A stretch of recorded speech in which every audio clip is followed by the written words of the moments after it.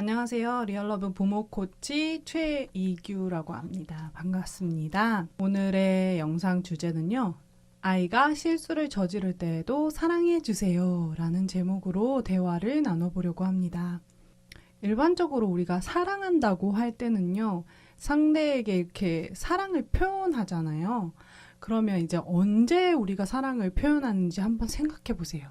우리가 애정 표현을 할 때가 혹시 내가 기분이 좋을 때, 아니면 상대가 나를 기분 좋게 할 때, 혹은 내가 좋아하는 행동을 했을 때 애정 표현을 하고 있는지 아닌지 한번 생각해 보세요. 사랑한다는 거는요, 순간적인 행동에서 표현되는 게 아니에요.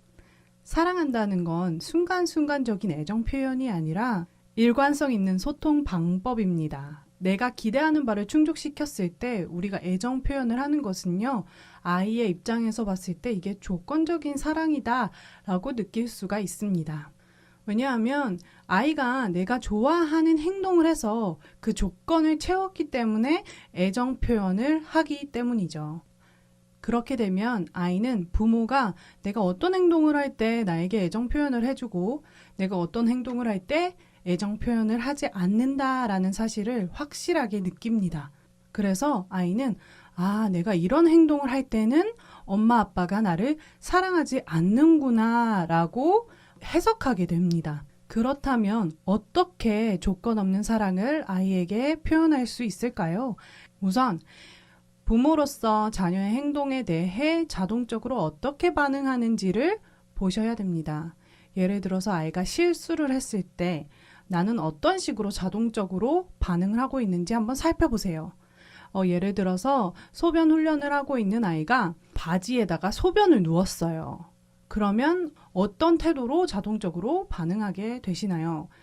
예를 들어서 아이가 엄마 오줌 쌌어요 이렇게 하잖아요. 인간이라면 자동적으로 이런 생각이 스칠 거예요. 바로 나 중심의 생각입니다. 예를 들어서 오늘 아침에 세탁기를 돌렸는데 오줌을 싸면 이게 냄새가 나니까 또 빨아야 되잖아. 이런 거거나 아니면 이 바닥 닦고 이거 또 청소해야 되고 기저귀 갈아입히고 이런 건 너무 귀찮은데, 이런 나 중심의 사고가 자동적으로 일어나요. 그때 나 중심의 사고를 하게 되면 힘들어 이렇게 또 오줌 쌌어? 이렇게 부정적으로 반응을 하게 되는 거예요. 그러면 부정적인 실망감을 표현하게 됩니다. 그러면 아이는 그 실망감을 온몸으로 느낍니다. 그래서 저희가 추천드리는 방법은 나 중심으로 자동적으로 떠오르는 생각들을 막을 수는 없어요. 하지만 내가 어떤 생각을 가지고 행동을 할지는 선택할 수가 있습니다.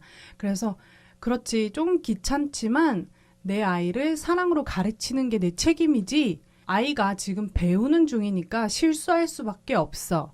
그래서 내가 이 상황에서 정말 아이를 사랑을 주는 방법을 선택하자 라고 결심하는 겁니다. 그 자동적인 반응에서 아이 중심의 사고로 전환을 하는 겁니다. 아이에게 오줌 쌌구나, 바지에 소변 봤구나, 그러면 젖은 속옷 갈아입고 젖은 속옷은 세탁 바구니에 넣고 엄마랑 같이 이거 치워보자. 아이에게 자립적으로 청소할 수 있는 것까지 가르칠 수가 있는 거예요. 사랑으로 가르치는 시간을 가져보는 겁니다. 그뿐만 아니에요. 아이가 좋은 행동, 내가 좋아하는 행동을 했거나 정말 훌륭한 성과를 냈다, 이럴 때의 반응도 아주 중요합니다.